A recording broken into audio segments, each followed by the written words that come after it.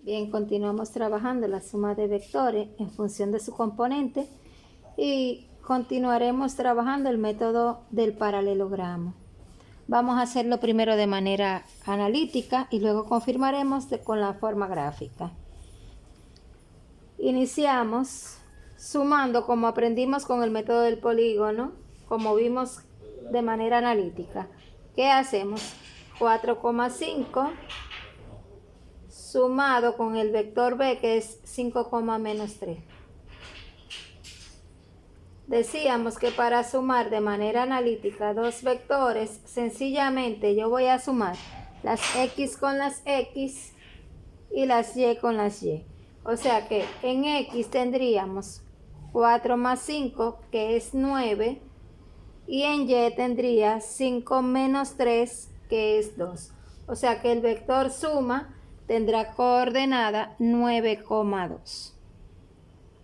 Ya considerando eso, vamos a trabajar de manera gráfica. Hago el primer vector, 4,5. Como yo tengo mi hoja cuadriculada, es fácil localizarlo. 4 de x y 5 de y. ¿Dónde se juntarían? En ese puntito de ahí.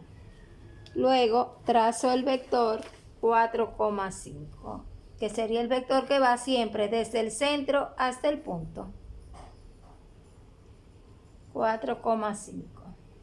Ahora voy al siguiente vector, que es 5, menos 3. Los dos vectores, cuando trabajamos con el método del paralelogramo, se trazan utilizando el mismo origen. Entonces tengo 5 de x y menos 3 de y. Aquí tengo el vector 5, menos 3. Ven, primera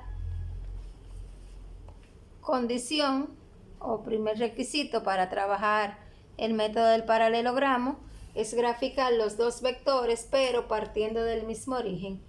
Segundo paso sería graficar una paralela a cada vector por el extremo del otro, formando un paralelogramo. Fíjense cómo yo estoy alineando el cartabón para tomar la inclinación de esa recta.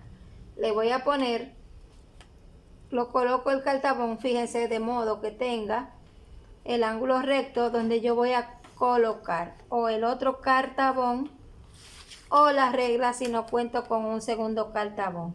¿Para qué pongo la regla? Para poder mover tranquilamente este vector hasta llegar al extremo del otro sin que se pierda la inclinación.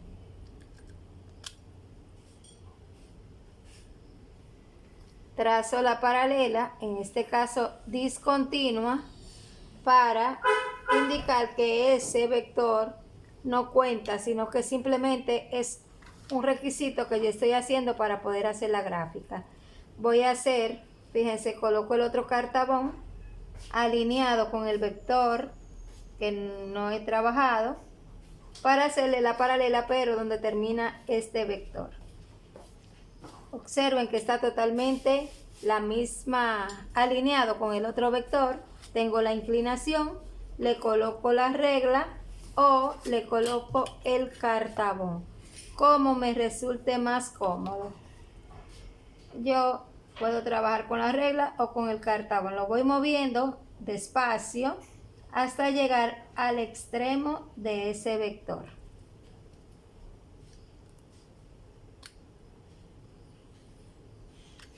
Trazo la paralela.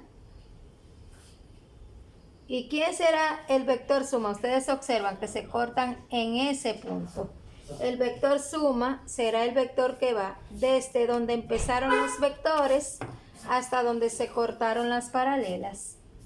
Y entonces hago mi vector suma. Desde donde empezaron, que es el centro del plano, hasta donde se cortaron las paralelas. Si ustedes observan, ¿cuáles son las componentes de ese vector? 9 de x y 2 de y, o sea 9,2, exactamente lo mismo que me había dicho la parte gráfica, la parte analítica. Espero que hayan entendido, que hayan aprendido bastante con este video. Nos veremos en un próximo video. Gracias por su atención.